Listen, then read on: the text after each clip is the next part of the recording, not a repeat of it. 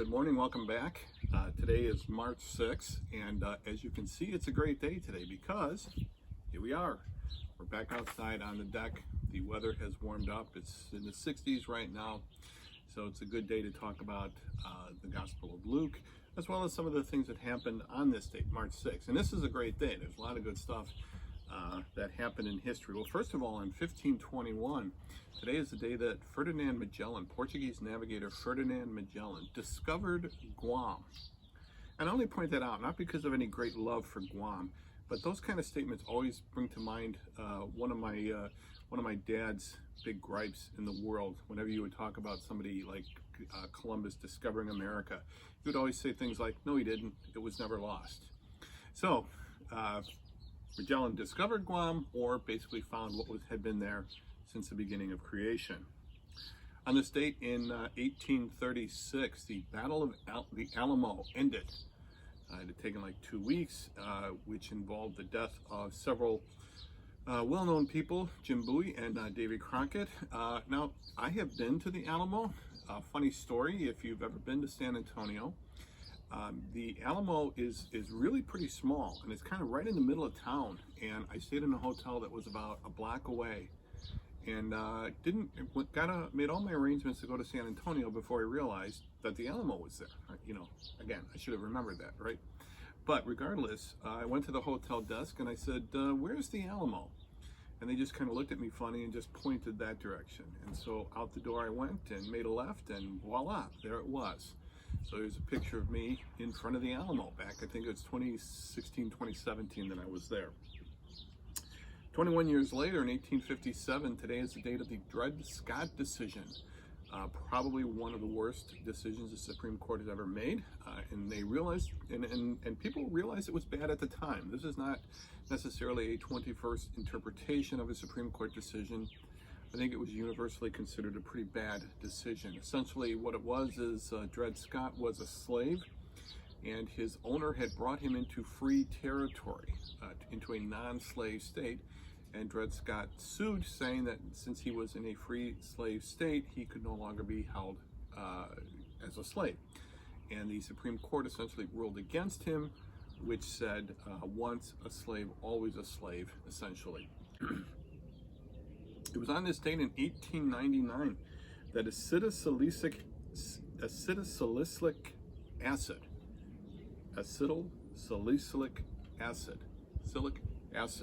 was patented by a company in Germany. Its initial brand name, aspirin. Acetylsalicylic acid. Brand name, aspirin. First patented by the Bayer company. And so Bayer put out this great new stuff, and it's another example of one of those times where the initial brand name became the generic name of the product. Okay, so aspirin, first patented on this date in 1899. And today in 1955, the Samuel Beckett play Waiting for Godot premiered. Waiting for Godot, and I've seen Waiting for Godot, and I'm guessing that the people there are still waiting. Just saying, don't want to give away the ending, but I'm guessing they're still waiting for Godot. Well, today is John of Gaunt's birthday, born on this date in 1340. And I know many of you are thinking, wait, John of Gaunt, birthday? Yes. Actually, most of you are thinking, who's John of Gaunt? Well, you've come to the right place, because I'm going to explain it to you. Now, get a notebook out, get a notepad out, because there's going to be a test on this. So John of Gaunt is the third son of Edward III, King of England. Okay, he's the third son. Now, Edward III, oldest son, is also named Edward, commonly known as the Black Prince, and was the heir apparent. Well, unfortunately, the Black Prince didn't live to take the throne from Edward III, so it didn't pass to John of Gaunt, it passed to Edward III's son, who became Richard II. But Richard II was not necessarily the greatest king in the world. In fact, he was ultimately overthrown by John of Gaunt's son, Henry IV. And this is part of or probably the starting point of what came to be known as the War of the Roses. The Lancasters were the red roses, and the Yorks were the white roses. Now, having said that, keep in mind that the War of the Roses was not what it was called at the time. That was actually a 19th century invention, and not even Shakespeare talked about the War of the Roses within the text itself. But John of Gaunt, born in the state in 1340. Today, Michelangelo was born. Michelangelo, famous for painting the ceiling of the Sistine Chapel. We've been there as well, though we couldn't take pictures. Actually, I should say we weren't supposed to take pictures in the Sistine Chapel. Now, I don't want to mention any names, but I happen to know somebody very close to me who was in fact taking pictures in the chapel of the Sistine Chapel. But Michelangelo, born on this date in 1475. Here's a fun little fact. It was on this date in 1619 that Cyrano de Bergerac was born. Now, I say that because right now there is a movie out, a big budget movie out called Cyrano, which is based on the 1897 play by Edmond Rostand called Cyrano de Bergerac. And in fact, Cyrano de Bergerac was a real person. And if you look at the picture, you'll see that yes, he did in fact have a large nose. So Cyrano de Bergerac, the real Cyrano de Bergerac, who is a French writer of the early 17th century, born in this date in 1619. Every school child knows, and every resident of Chicago knows, that today is Kazimierz Pulaski's birthday, the American Revolutionary Polish war hero. Every school child knows because we have tomorrow off. So no school tomorrow because of Kazimierz Pulaski Day. And today is Elizabeth Barrett Browning's birthday. Elizabeth Barrett Browning, poet, wife to Robert Browning. But Elizabeth Barrett Browning, best known for her poem, probably How Do I Love Thee? Let Me Count the Ways I Love Thee, from the height and depth and breadth and all that. And, you know, I shall love thee more even until death. So Elizabeth Barrett Browning, born on this date in 1806. And finally, it was on this date in 1919 that Juliet Harriet Johnston died in Peoria, Illinois. Juliet Harriet Johnston died, poet and lyricist, hymn writer, best known song, the lyrics to the song Grace Greater Than Our Sin, marvelous grace of our loving Lord, grace that exceeds our sin and our death, etc., etc., sin and our guilt, I should say. But Grace, Grace, God's Grace, that was written by Juliet Harriet Johnston, who died on this date in Peoria, Illinois in 1919. Okay, well, it is a beautiful day out today, but I still want to get back inside and talk about Luke chapter 7, where we can get into talking about some of the events that take place there. So, I'm going to leave this beautiful day and go take care of that.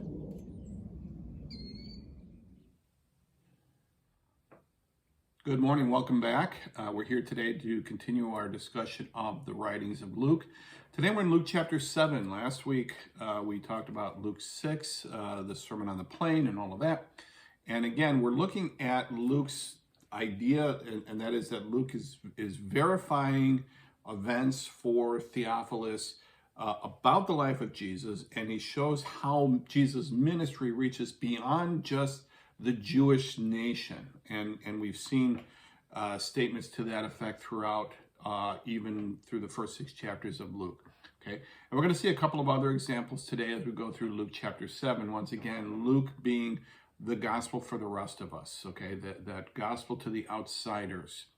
So let's get into talking about that. And today we're going to talk about the faith of a centurion. Faith of a centurion in chapter 7, beginning with verse 1. When Jesus had finished saying all this to the people who were listening, okay, so that is the Sermon on the Plain and all of the different statements about tree and its fruit, wise and foolish builders, etc., etc. He entered Capernaum.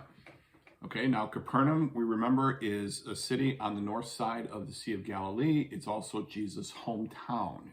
It's his adopted hometown, as it were. It's where Peter lives. It's where he went into the synagogue. Comes out after this, you know, and does the today this has happened in your hearing, and then heals Peter's mother-in-law just after that. Okay, so he goes back into Capernaum. So this is a town where he's well known. Okay, so that's kind of a key. So this is a town where he's well known. This is an area where he's well known, and of course he's got followers. He's got a crowd around him, as we're going to see today. And so people understand, hey, that Jesus guy, he hangs around Capernaum, okay? So he entered Capernaum. There, a centurion's servant, whom his master valued highly, was sick and about to die. The centurion heard of Jesus and sent some elders of the Jews to him, asking him to come and heal his servant. Now, let's talk about this centurion for a minute. Okay. Right away, we know a couple of things just by virtue of what Luke has told us. Okay, so a centurion is a Roman military leader. Okay, he's not the general of the army. He's usually in command of 100 soldiers. Cent, CENT, 100. And that's significant. Okay, again, he's not a huge guy, but he's significant. Is certainly within an area. Okay, so what we know then is he's a military leader of some sort. We also know that he's somebody who has some means. Okay, and we'll find this out in a minute. He's a guy who has some means because, well, for no other reason, he has a servant. Okay, and this servant is sick, and he hears that Jesus is in town, and so he sends a message over to Jesus. Okay. So the centurion heard of Jesus and sent some of the elders of the Jews to him, asking him to come and heal his servant. When they came to Jesus, they pleaded earnestly with him. Okay, so now these Jews, maybe these are Jews that were in the synagogue when they heard Jesus quoting Isaiah 61, but they're saying, they say to him, let's see, where am I? Verse 4, this man deserves to have you do this. This man deserves to have you do this because he loves our nation and has built our synagogue. So Jesus went with them. Okay. So essentially, so the man is a centurion, and what we know from this is that he's a person of some means, and he's probably not a Jewish proselyte. He's not a convert to Judaism, but he is what is commonly referred to as a God-fearer, and this is a phrase that will come later in the book of Acts. But a God-fearer, somebody who recognizes the validity of the God of Israel. Okay, and he has been beneficial to the people there. Okay, he's a friend of the Jews. He's invested money in their synagogue. Okay, so this is maybe he helped to build it, maybe he financed it. I don't know what, but whatever, the Jews recognize that this is a very important ally on the Roman side. Okay, now what's interesting is you don't see any of the Pharisees involved in this, which I find kind of interesting. Because really the Pharisees were very nationalistic, very pro-Israel, very anti-Rome, and you don't see them involved in this at all. Okay, not involved in this whole thing. Okay, so be that as it may. So the centurion, of course, he's military. He's there to keep the peace. He has his ear to the ground. He hears about this Jesus guy, and he has this servant who is sick. Okay, and so he sends a message through these elders of the Jews to go tell Jesus to come to his house. Okay, now a couple of thoughts here as we look at this. First of all, and I'm going to make the statement here, and I'm going to come back to it at the end. Now the word servant, okay, the word servant is the same word that can be translated slave. Okay, so when you're talking about a slave, you're talking about a servant, could be either one. Okay, now for years and years, and I believe the King James translates it slave, but the word could be servant, the word could be slave, okay? And generally, a servant in this era was a slave, okay? So there wasn't a huge distinction, but keep that thought in mind, okay? However, if he is a slave, it's a slave that this guy feels very highly for, and he sends this message. And there's a couple of odd elements about this story here, okay, and we'll touch on those as we get going. Okay, so the centurion heard of Jesus and sent some of the elders of the Jews to him, asking him to come and heal his servant. Okay, so they're asking him to come and heal his servant. Okay, see what he's saying there. So, hey, you elders, go get this guy Jesus. Tell him to come and heal my servant. Okay. So this man deserves. So Jesus went with them. He went with the elders of the Jews. Okay, so he's with these guys, and he's got his disciples that he's chosen, and the crowd is following him, and they're all heading toward this centurion's house. He was not, excuse me, continuing in verse 6. He was not far from the house when the centurion sent friends to say to him, Lord, don't trouble yourself, for I do not deserve to have you come under my roof. That is why I did not even consider myself worthy to come to you, but say the word and my servant will be healed. Okay? For I myself am a man under authority with soldiers under me. I tell this one, go, and he goes, and that one, come, and he comes. I say to my servant, do this, and he does that. Right? Interesting thoughts here as we start thinking about this, okay?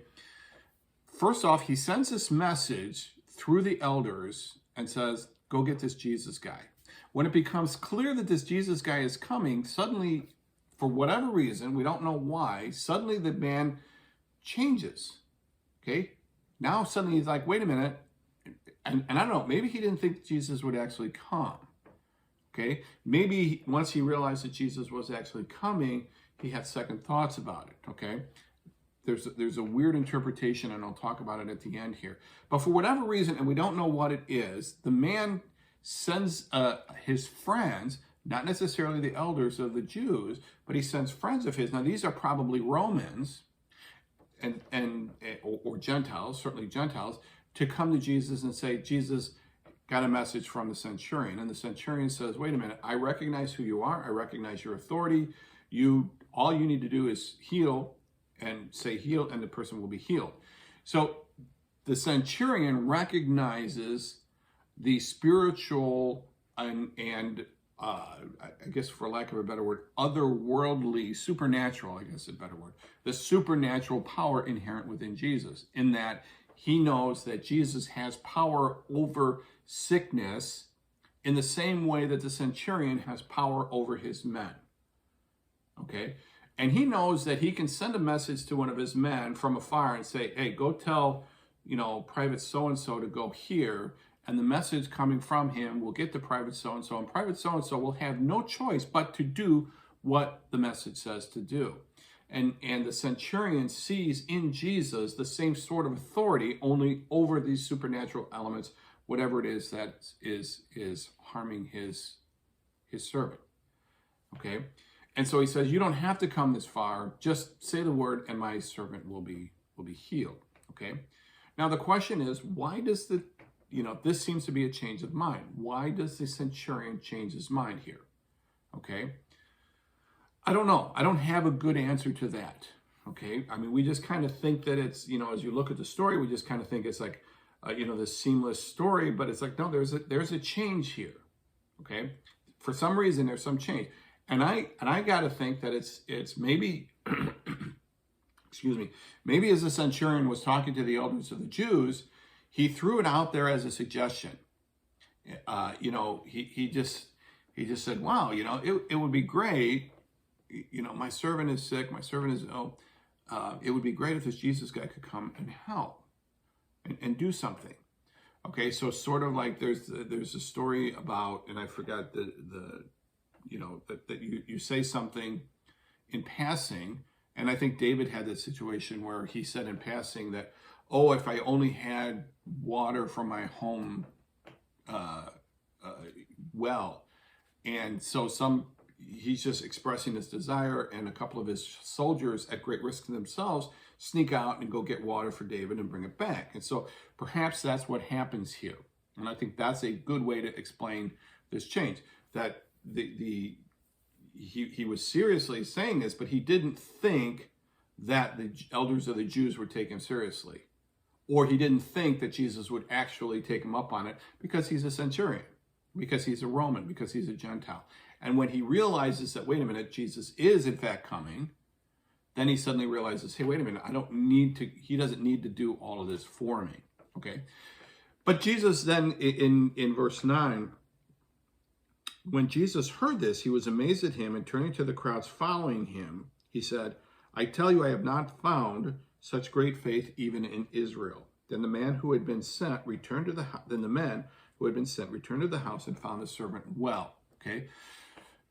Now, here, what's interesting is I think Luke's point here, besides just showing Jesus' ability to heal from a distance. Now, we talked earlier about Jesus touching the man covered with leprosy. Now we have an example of Jesus healing from a distance. And it's true, that's what happens here.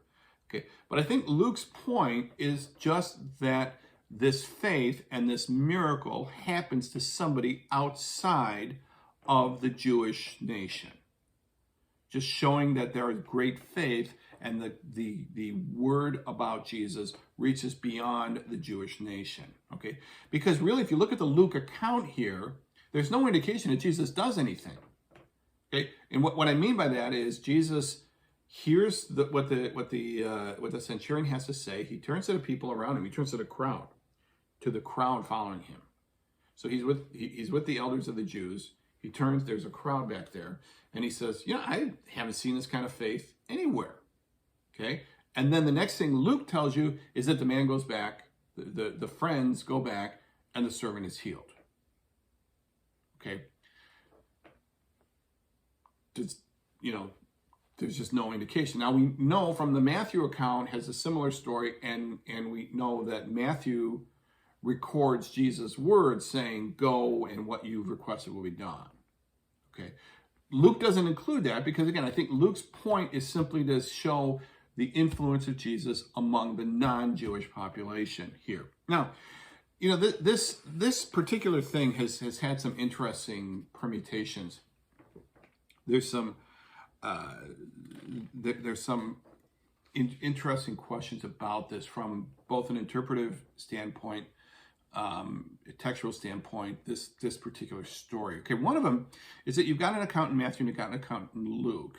Okay, and there's some significant differences between the two accounts, and it's pretty clear based on the uniqueness of the details that it's the same account. Okay, so these two guys are both telling the story of the same account. Okay, not like when I talked about Levi versus Matthew last week.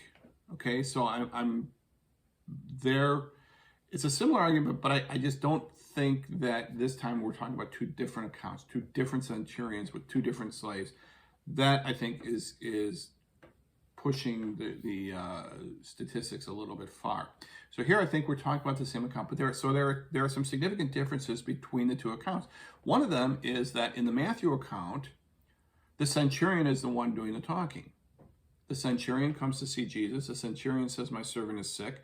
The centurion says, "You don't have to come." Whereas in the Luke account, the centurion never meets Jesus. In fact, the centurion makes a point of saying, "I never left my house." Okay? So taken at face value, looking at these two stories, if they're both exactly true, then there's a serious contradiction here. There's a serious problem. Okay? How do we reconcile this? How do we get through this? Well, I think that the easiest thing or the obvious thing is to, again, go back to our point that neither Matthew nor Luke are looking necessarily for the exactitude that we demand in histories today. But then Luke actually is the one that would be more precise, okay? In that Luke is saying, here's what happened, but when one person speaks through another, it could be as if he is speaking to the person himself. And what I mean by that, if Luke sends if the centurion sends a messenger and the messenger gives a message from the centurion, and Jesus talks to the messenger and the messenger relays it back to the centurion, it can be argued, and one way to shorten that story on Matthew's side is to say, I got the word came from the centurion.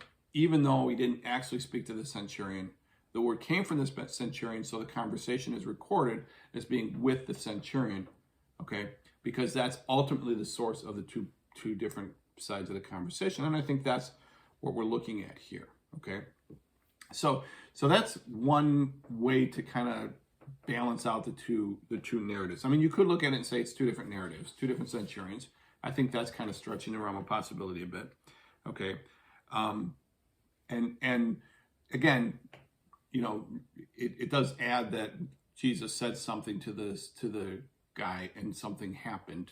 The servant was healed, okay?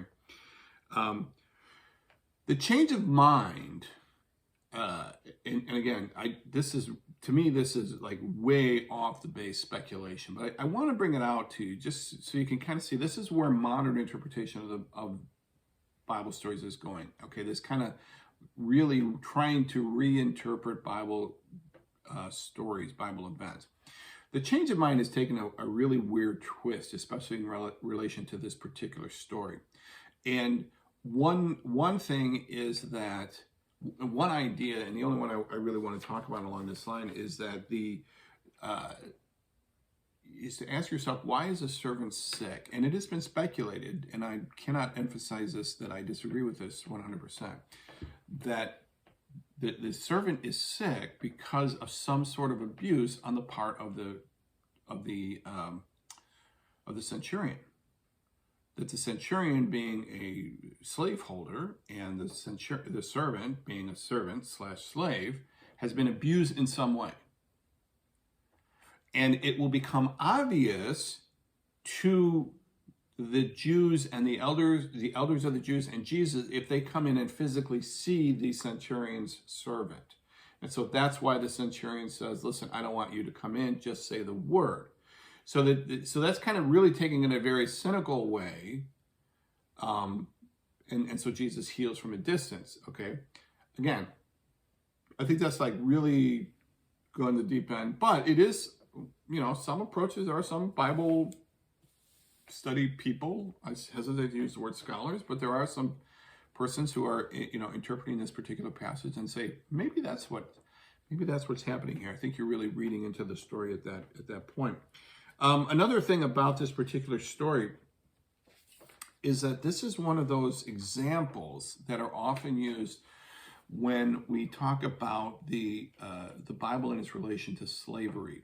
And that is that the Bible, condones slavery. The Bible is a slave manual. I mean, there are some extreme versions of this. And I know you're thinking, wait, where do you get that? Well, here's the thing. Again, go back to what I said originally, that the word can be translated slave. Okay, and again, was for years and years. So here, if slavery is bad, why doesn't Jesus simply condemn the role of slavery here? Okay, I don't know. I don't have an answer to that particular question. Although what we do know is that even if it is a slave situation, okay, so the word can be translated slave, no question, not arguing that point. It can also be servant.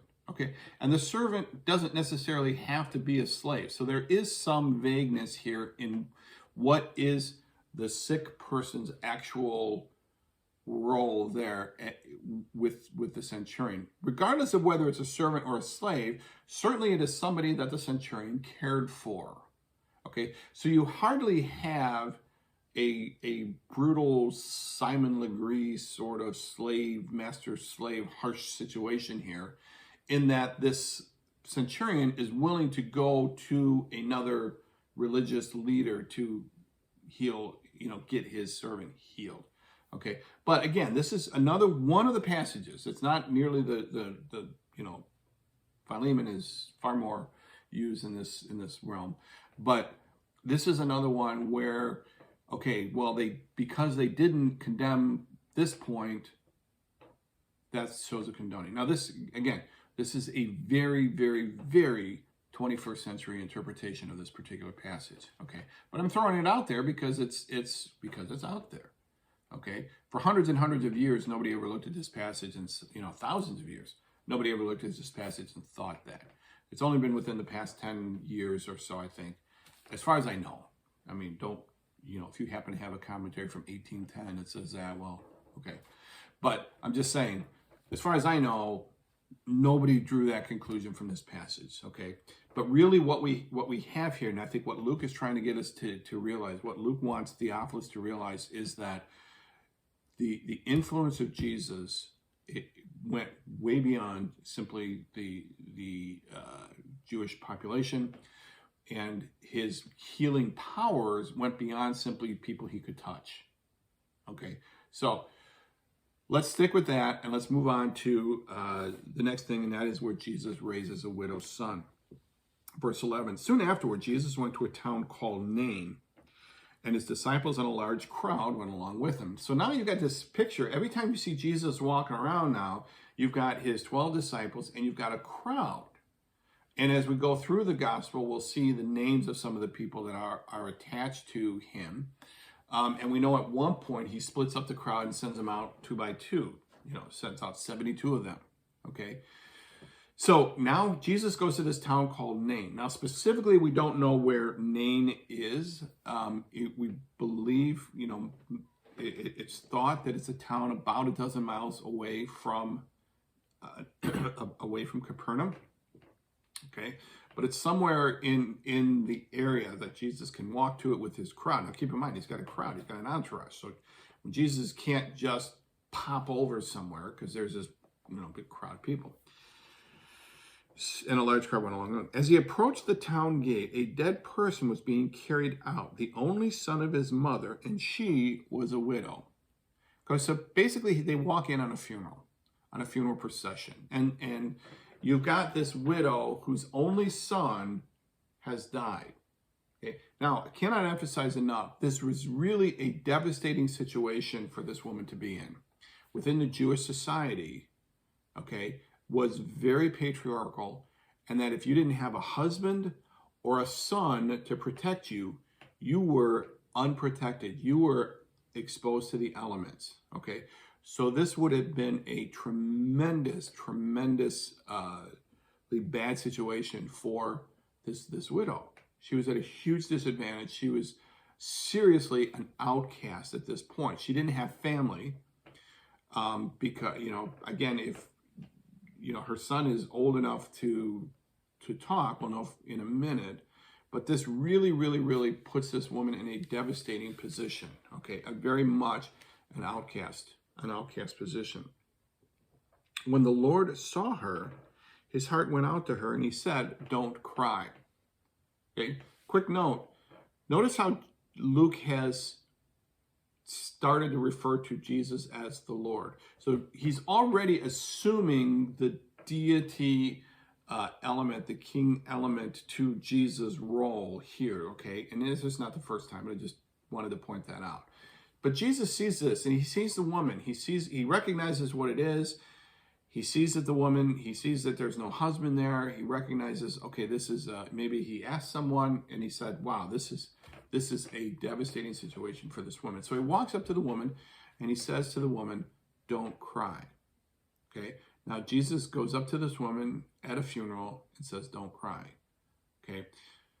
Doesn't tell her why, he just says, "Don't cry." Now, I've been told, now I personally have never seen this, but I've been told and read that there are preachers who will use this passage as a text at a funeral and say, just as Jesus said to the widow at Nain not to cry because we knew later what's going to happen, because we are ultimately going to see our believing loved one someday, we shouldn't cry either, okay?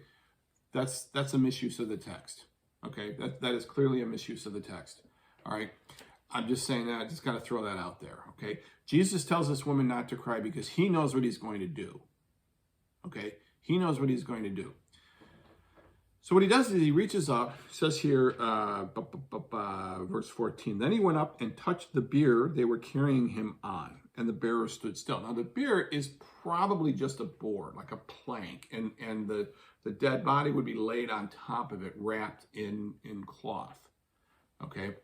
It wasn't like a box or like a fancy, casket like you would see today. It was pretty much just a body. Because again, they would take the body to a cave and bury, that was what they considered burying the body there. And then sometime later, they would transfer the remains of the body into the sepulcher or whatever, into the bones and all of that good stuff. Again, it's just that, but he reaches up and he kind of grabs the board. And when he does that, everything stops.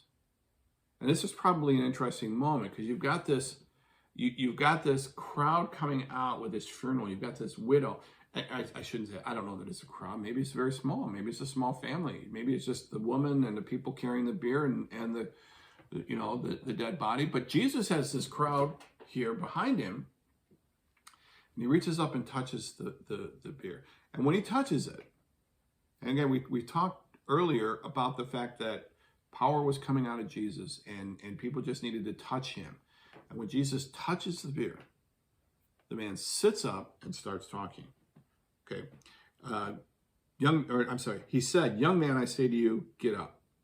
The dead man sat up and began to talk. Okay. Now this is kind of it because he's all wrapped up. So basically, Jesus says, "Young man, get up." And all of a sudden, what no one expects to happen happens. This shrouded body sits up, and I'm guessing is the first thing he says is something along the line of, "Where am I? Where am I? Who turned off the lights?" You know, kind of, and trying to get unwrapped and all that kind of stuff. Okay, so he gets up and he begins to talk. So this was not just a nervous reaction. This was not suddenly somebody who had swooned and bolted upright. It was a miraculous healing. It was a raising of the dead here. It was a resurrection, and it was in public. Okay, Jesus wasn't hiding anything. He said, "Young man, get up." You know, and so suddenly in front of this widow, obviously in front of the young man himself, the pallbearers, anyone else who was at the funeral, anyone else around this town, and the crowd that was with them, they all saw what Jesus had done. He walked in on a funeral. He didn't know the people. There was no setup. He didn't know the man. He didn't know the woman. He didn't know the town. Young man, get up. Man gets up. They were all filled with awe and praised God. They see the connection. And Jesus, verse 15. The dead man sat up and began to talk, and Jesus gave him back to his mother. Now, I don't know whether they picked it up at the time. Perhaps he did, perhaps he didn't. Maybe this is something that Luke is trying to do.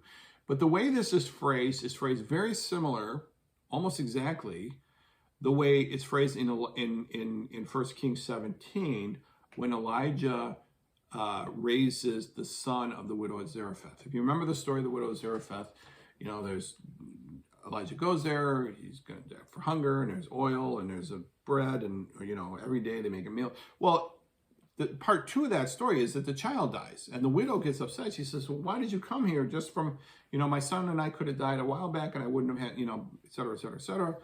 And Elijah says, "Don't worry, I'll take care of it." And so he prays, and next thing you know, the child is raised from the dead. And it says in 1 Kings 17 that Elijah gave the child back to his mother. Okay, just like it says here, gave him back to his mother. Now, are they clearly trying to draw a parallel between the prophets of old and Jesus? Well, I think so, because look what happens. They were all filled with awe and praise God. A great prophet has appeared among us, just like the prophets of old. So now they're equating Jesus. They're saying this guy is as good as Elijah. Okay, this guy is as good as the greatest prophets ever. Okay. They said God has come to help his people. Okay, remember what Simeon said. That is that, you know, the consolation of Israel, this helping of Israel has happened. Okay, this news about Jesus spread throughout Judea and the surrounding country. Okay, so again, Luke is pointing out how the message about Jesus has spread out beyond simply being in the Jewish population. Verse 18, John's disciples told him about all these things: raising of the dead, the healing of the man covered with leprosy, all these other things. Calling 2 of them, he sent them to the Lord to ask, "Are you the one who is to come, or should we expect someone else?" Okay, now Luke doesn't point out who these 2 disciples are. Okay, and you know what? I read one criticism here that said, you know, the fact that John the Baptist still has disciples shows that he hasn't given up the hope of, you know, whatever. And I think, you know, I think you're kind of overthinking the text. Okay, and what I mean by that is this: we know from other texts, we know from Matthew 1, I think it is. We know from Matthew 1 that Andrew, Simon's brother, was a disciple of John the Baptist. We know that from Luke chapter 4 that Andrew is now one of Jesus' disciples. Okay? We know from John chapter 1 that Andrew and another disciple, who generally is believed to be John, because John doesn't refer to himself in his own gospel. So we generally think that John and Andrew had been disciples of John the Baptist, but they turned and became disciples of Jesus after John 1:29, where John says, "Look, the Lamb of God takes away the sin of the world." Okay, so I don't think it's unreasonable speculation that when John the Baptist is having doubts, that he calls the two people he knows that are close to Jesus. He says, "Hey, Andrew, John, come here. I got to talk to you. I want to ask you a question." And he sends them to the Lord. So John the Baptist is having doubts here. Okay, so John the Baptist has this established ministry, calling on Jesus. He sees Jesus. He knows Jesus. He recognizes Jesus. You know, I should be baptized by you, not the other, you know, et cetera, et cetera. And then John, who's got a really good ministry going, ends up getting thrown in jail. And yet Jesus is still out there healing people and doing a lot of stuff. Okay, but it's not going the way John expected it to go. And so John has doubts. Just like his dad. Remember Zechariah? Right in that heat of the moment, what does Zechariah do? He goes, wait a minute, this isn't going to work. Here's why. Okay? John has doubts. Zechariah has doubts. Okay? Elijah. Remember, if you know the story of Elijah, we've been talking about Elijah and the widow of Zarephath, and you know, with the rain and all of that and the thing, Elijah had doubts. Okay? So here's the thing. I mean, really, you know, if you have doubts, you're in good company. Okay? You're in good company. A lot of people, a lot of great people in the Bible had doubts. Okay? That doesn't mean you should wallow in it.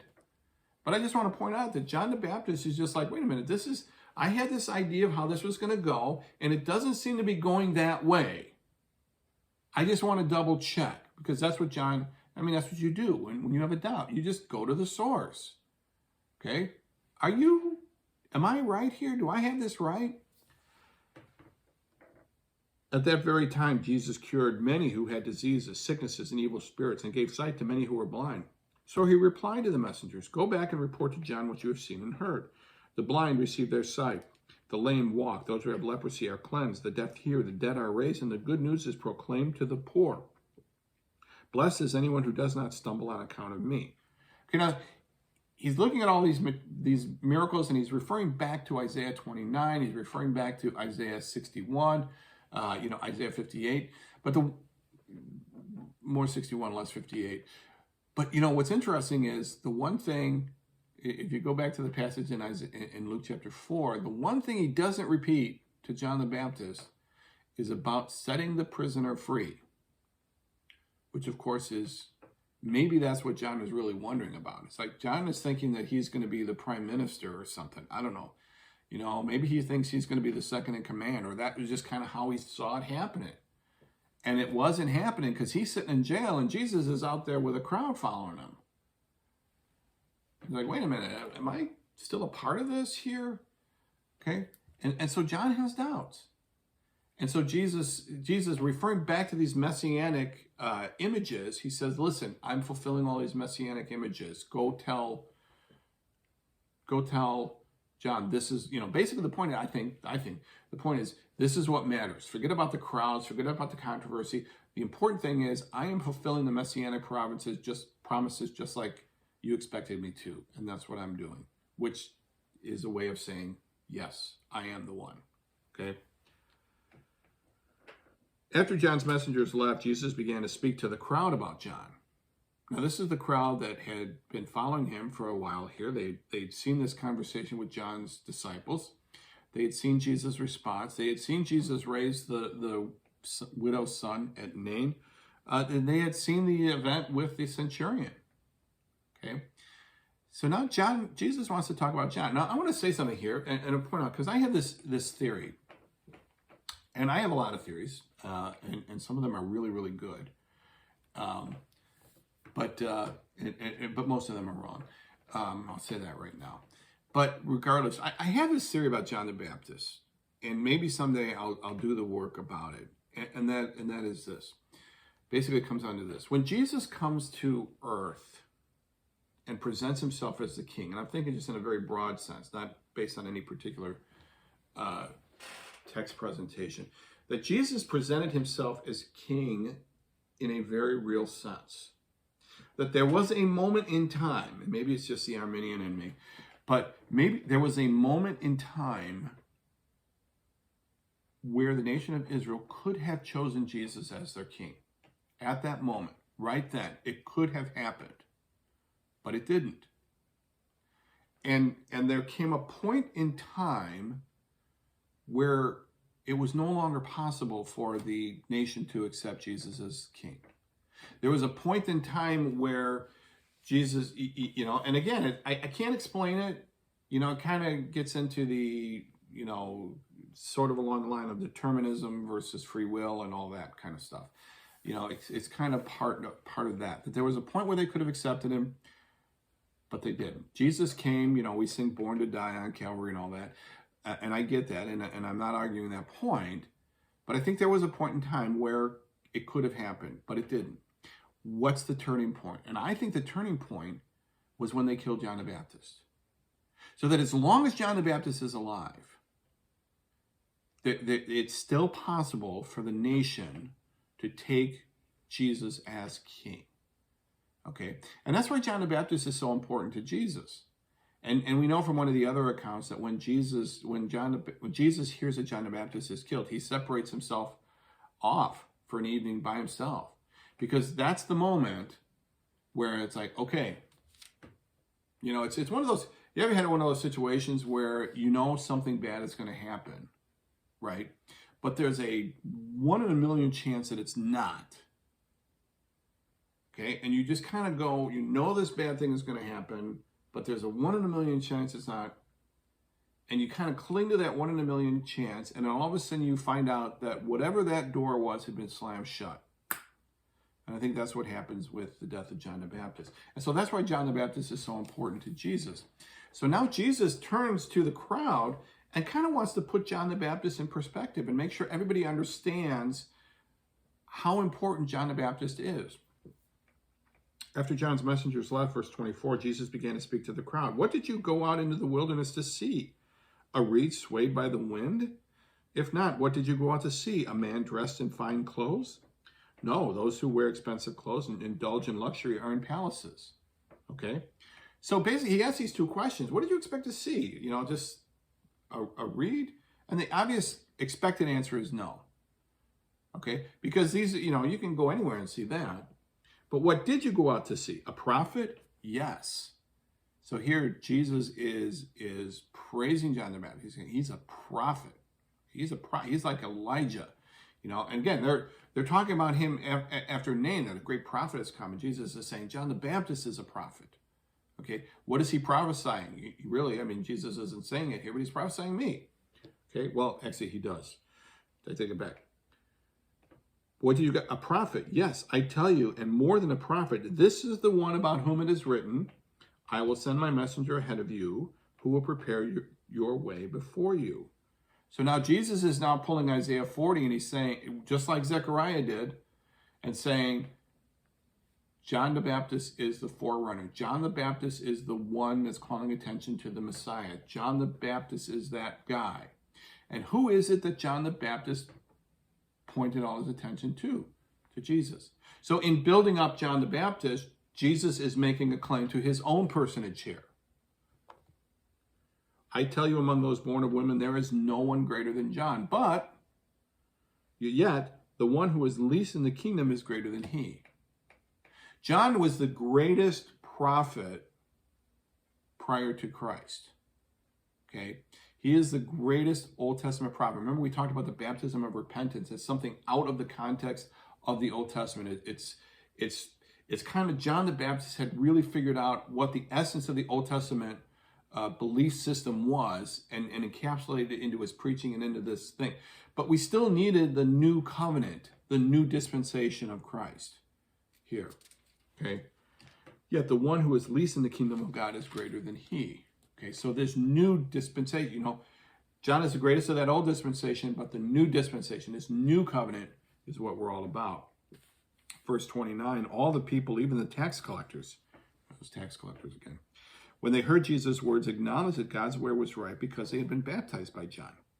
But the Pharisees and the experts in the law rejected God's purpose for themselves because they had not been baptized by John. They had not been baptized by John because they didn't see anything wrong with the religious system that they were all working under. Okay, so Jesus went on to say, to what then can I compare the people of this generation? What are they like? They are like children sitting in the marketplace and calling out to each other. We played the pipe for you and you did not dance. We sang a dirge and you did not cry. Okay, for John the Baptist came neither eating nor drinking wine, and you say he has a demon. The Son of Man, here's talking about Jesus, came eating and drinking, and you say, here is a glutton and a drunkard, a friend of tax collectors and sinners. But wisdom is proved right by all her children. Okay, so Jesus uses this example. He says, listen, you're like kids that are playing a game and nobody wants to play. Okay, we played a pipe and you didn't dance. Okay, you know, we started this and you guys didn't want to play. Okay, we sang a surge and you didn't want to cry. So it's like you saw John the Baptist ministry and you didn't want that. Now you said, here's what's wrong with it. And so I come in from the other side and you say, well, here's what's wrong with that. So it's like nothing is going to please you guys. But the last phrase, and it's kind of a tricky one here, wisdom is proved right by all our children. I think the bottom line that what Jesus is saying here is like, time is going to show that both of us were right. You know, you look at it and see it as two extremes, but history and time is going to show, and eternity is going to show that both John the Baptist was right and I am right. Now, how's that going to work? I don't know. We'll find out someday. Okay. All right, moving on real quick here. Jesus anointed by a sinful woman, verse 36. When one of the Pharisees invited Jesus to have dinner with him, he went to the Pharisee's house and reclined at the table. Yeah, I pointed out that Jesus would interact with the Pharisees because the Pharisees within the Jewish context are the good guys. They're the ones who are very pro-Old Testament. They're pro-law. They're pro-Israel. Okay, they're not trying to do anything but follow the Old Testament law. So in theory, they're the good guys. Okay, so Jesus interacts with them. Okay, Jesus engages with them. Okay, so a woman in that town who lived a sinful life learned that Jesus was eating at the Pharisee's house, so she came there with an alabaster jar of perfume. As she stood behind him at his feet weeping, she began to wet his feet with her tears. Then she wiped them with her hair, kissed them, and poured perfume on them. Okay, first of all, let's say the obvious. This is a weird situation. Okay, this is just weird. Okay, certainly from a 21st century perspective, and there is a serious there's a couple of cultural issues. Okay, and one of them is this is just a weird situation. Okay, now we know that reclining was how they would eat. So they didn't have chairs and tables like we do. The tables were lower and they would be reclining and their feet would be out. And usually, often servants would offer foot washing or towels, or and again, the host would greet them with a kiss, maybe like the air kiss kind of thing or whatever sort of thing. But the Pharisee didn't do that. I think the Pharisee kind of thought he was doing Jesus a favor. Maybe he thought he was going to bring Jesus in, and maybe if I could just sit him down to eat, because within the Jewish context, eating together is a very important. It's a very important act. Okay, but he thought maybe if we can get Jesus in here talking, maybe I can straighten him out. Maybe I can figure out what he's really up to. Okay, maybe I can really put him on the right path so he can be a help. Okay, maybe he thought he was doing Jesus a favor. All right. So this woman comes in, this sinful woman. Now, what do we know about this woman? Okay, what do we know about this woman? Now, first of all, here's the thing. Here's another cultural thing about this. And I only really just glommed onto this. Okay. Those of us who have been in the church for a long time, when you hear about this woman who lived a sinful life, okay, let me ask you a question. Off the top of your head, what does this woman do for a living? Now, if you grew up in a church like I do, the first thing you think of is this woman is a prostitute. Now, let me say something. That may absolutely be the case. But the text doesn't say that. The text just says she lived a sinful life. Okay? She could be the town gossip. Okay, she should be somebody who just got tired of her husband and killed him in his sleep. Okay, I don't know. She could have a shoplifting problem. There could be any number of sins. When we look at a man and say that man lives a sinful life, we don't automatically think he's a male prostitute. But one of the patriarchal elements of the society that we live in, and by that I mean the Western evangelical Christian is that when we see a woman, we automatically think, oh, if there's sin, she has to be a prostitute, because that's the only sin women are capable of. Okay? Well, let me tell you something. Okay? Newsflash. Women are capable of a lot more sins than just that. Okay? So we don't know what it is. And I think we really need to just kind of let the text tell the story. So the text doesn't demand that this woman be a prostitute. We're the ones that make her a prostitute. Okay? The text just says she's a sinful life. And you know what? When it comes right down to it, we've all led sinful lives. And I think one of the reasons why Jesus, why it's not marked here is because, again, this is talking about Jesus reaching to the outsider, not just the prostitute, anyone who's led a sinful life. And that, you know what? If we were to put them all on a list, I'd be on that list, and so would you. Okay? May not be a prostitute, but you still led a sinful life. And yet Jesus still interacts with you. Okay? Jesus still loves us. Jesus still offers his forgiveness to us. Okay? But what do we know about this woman? She lived a sinful life. She lived in town. She heard about Jesus. Okay? She's got some money. Okay? Because she can afford this expensive thing. So when the Pharisee who had invited him saw this, he said to himself, if this man were a prophet, he would know who is touching him and to what kind of a woman she is, that she is a sinner. Okay? Side thought, to a Pharisee, just about anyone was a sinner. Okay? But having said that, and another side note to the side note, if there's a famous person eating, as I understand it, it wasn't unusual that the door would be open and people would walk in. Okay? Again, houses were not as hermetically sealed as they are today.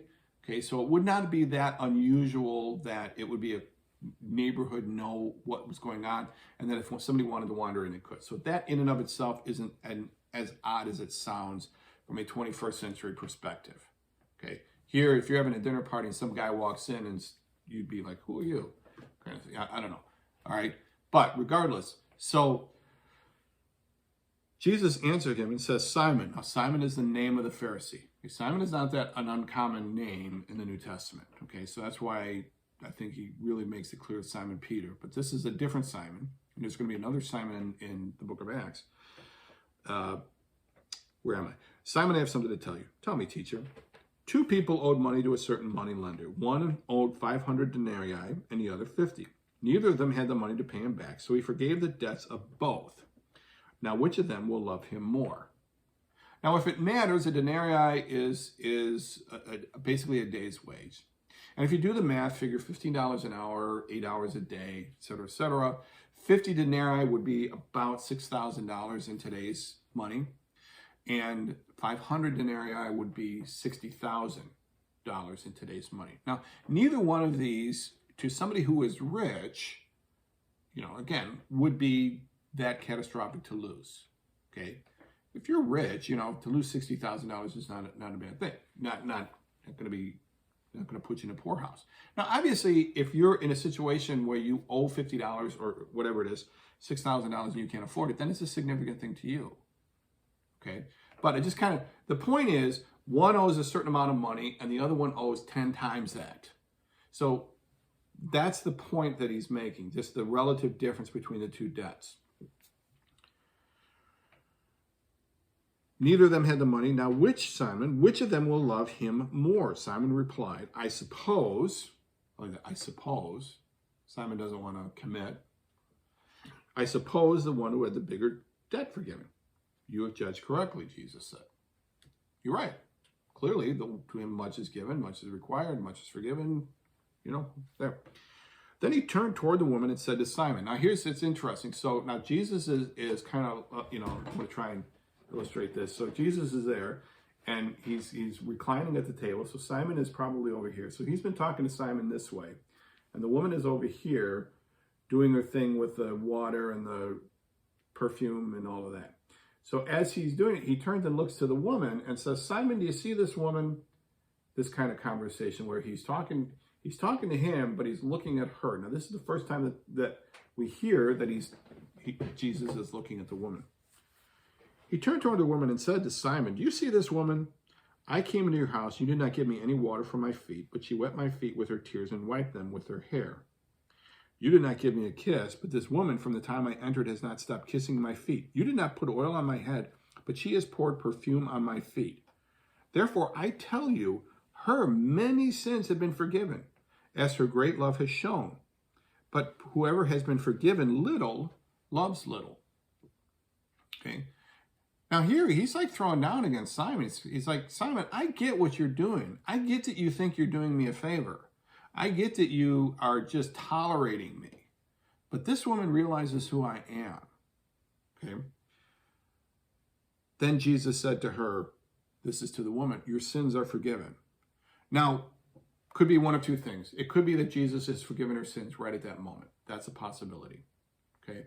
Or it could just be recognizing, and I think this is more accurate, Jesus recognizing, telling her that what she'd hoped for had been done, and her actions are proof of that. Going back to the tree and the good fruit and all of that. The other guests began to say among themselves, who is this who even forgives sins? Back to that same question about forgiving sins. Okay. Jesus said to the woman, your faith has saved you. Go in peace. What you're doing, what this woman is doing at the moment, is sacrificing this perfume and the weeping and the kissing the feet and all of that. That's not what saves her. The faith that drove her to do that is what saved her. Okay? And that's the point that Jesus is making for the sinful person. So a sinful person, a person who has lived a sinful life, if they have the kind of faith that will drive them to make those kind of actions, then their sins have been forgiven. Not to be confused with the Pharisee who dots all his I's, crosses all his T's, but is just, doing God a favor, not necessarily so.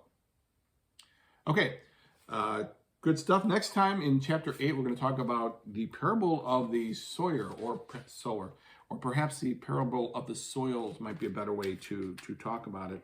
And several other, a lot of good stuff. Another one of Jesus raising